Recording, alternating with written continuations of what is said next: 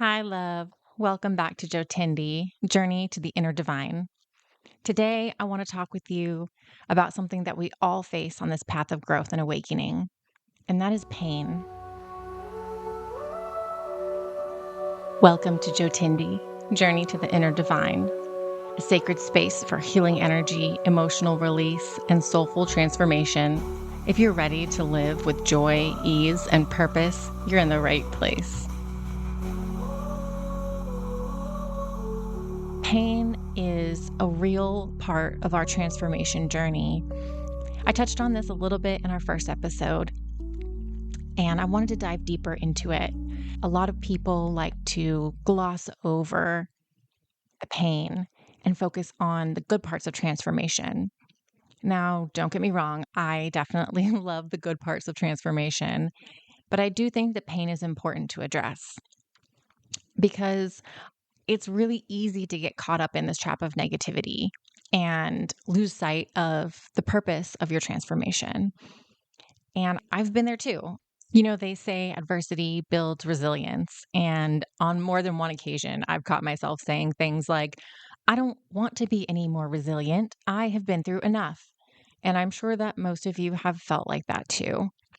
But here's something that I've learned, and that is that in these moments, when our inner strength is being truly tested, that's when we have the greatest opportunity to lean into the discomfort and open ourselves to something new and something sacred.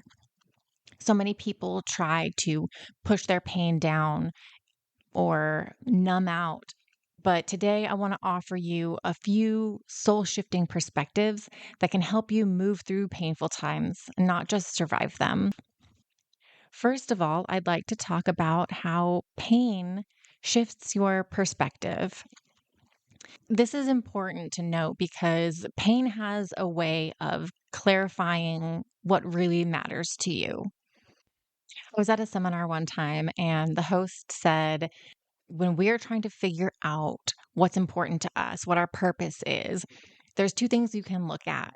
You can look at the things that you feel very passionate about, very strong towards, the things that make you overwhelmed with joy and happiness and positivity.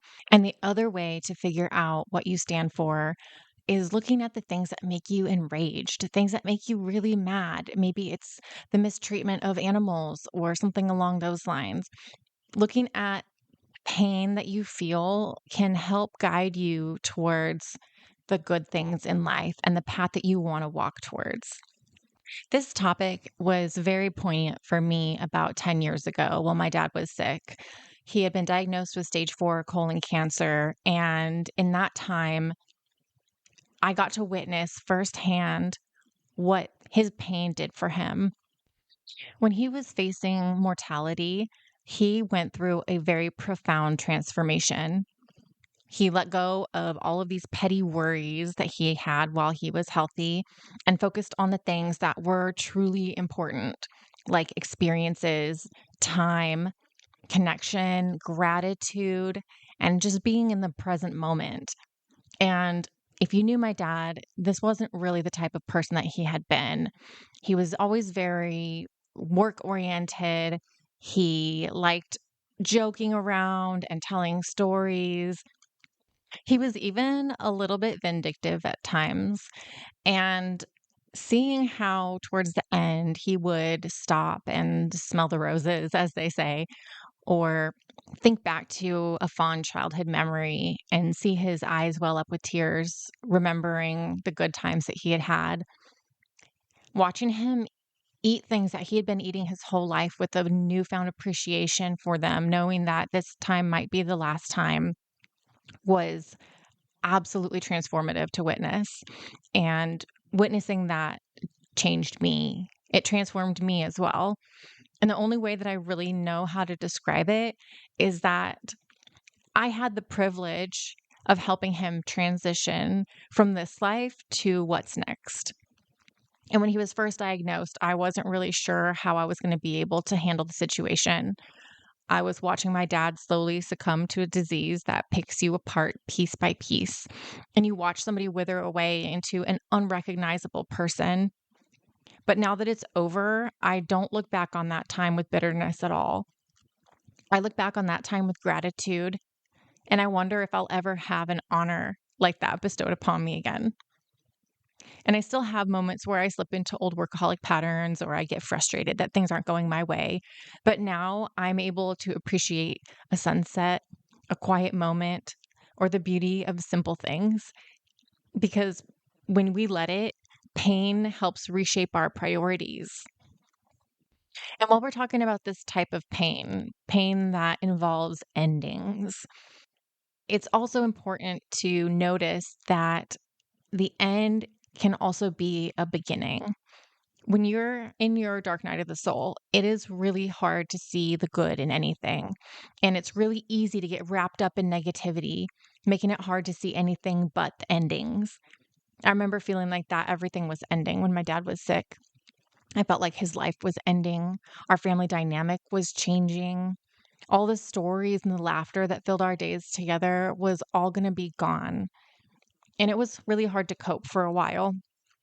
But now looking back on that time, I can see all the beginnings that came from that loss as well.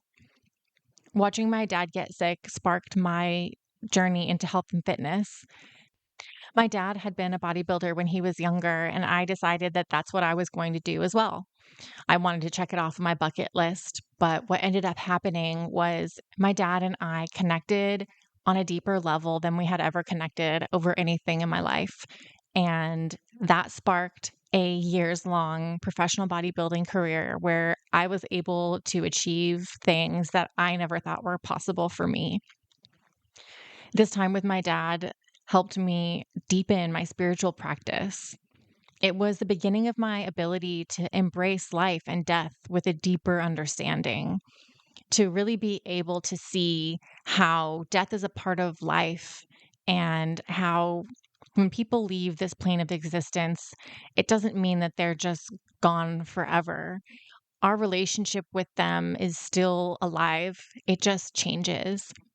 And it was really beautiful to be able to realize that pain, while it closes one chapter, it opens another. And where you choose to place your focus will help shape your emotional and energetic future. And I know that when we're in the darkness, it feels like we're about to break.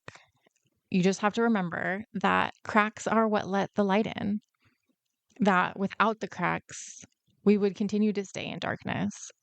Pain, while it's uncomfortable to go through, can be what we need to find the motivation to change our lives.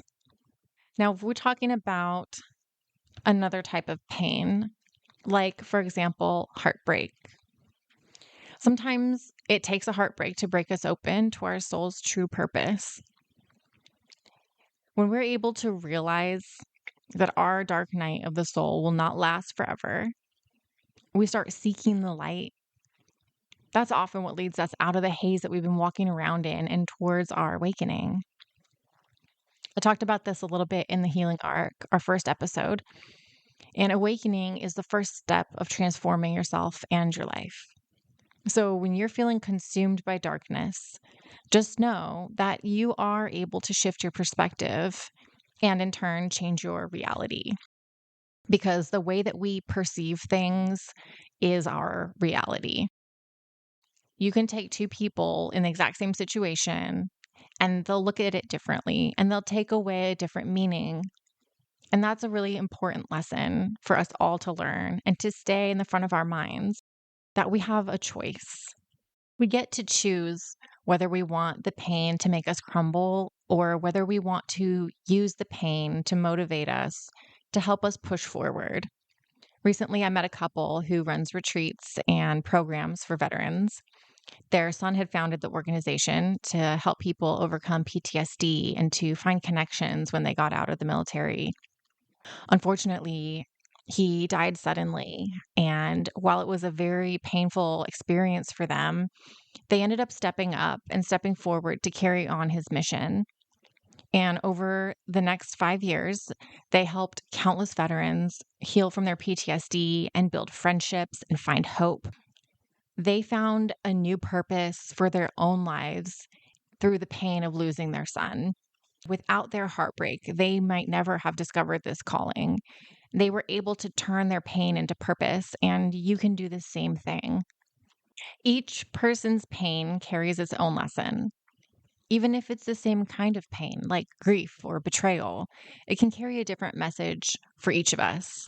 Because when we live our lives, we have our own unique experiences, we have our own unique beliefs, and this shapes our own unique reality. So, even two people going through very similar situations can end up with very different outcomes.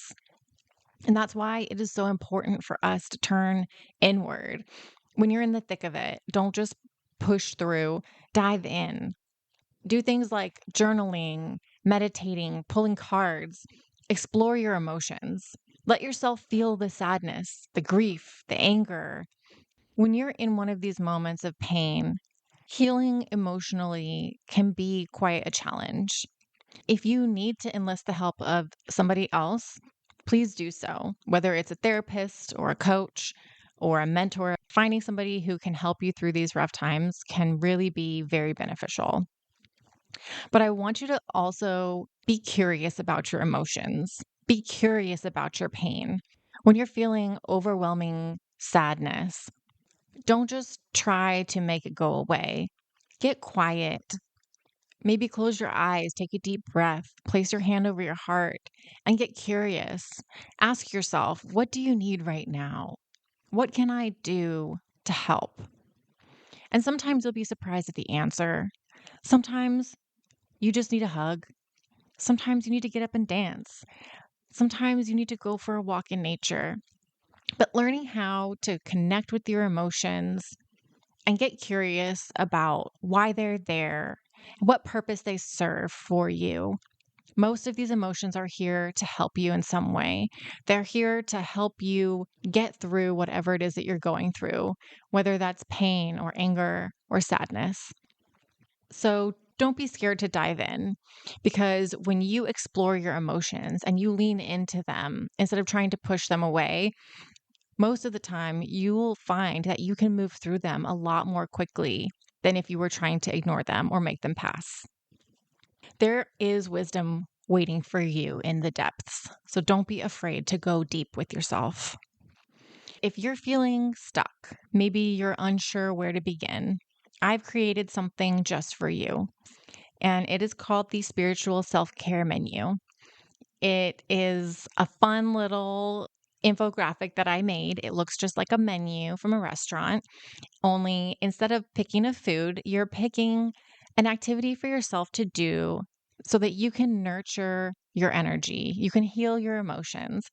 It's a free guide and it's packed with practices and tools that you can help to reconnect with yourself, to shift your energy, and to find a little peace no matter where you're at on your journey. You can grab it. There's a link in the show notes, or you can visit my website, mariahaurora.com. And I just wanted to say thank you. Thank you for being with me here today. So until next time, please be gentle with yourself, trust the unfolding, and keep walking the path back to your true self, because there is no path to happiness. Happiness is the path.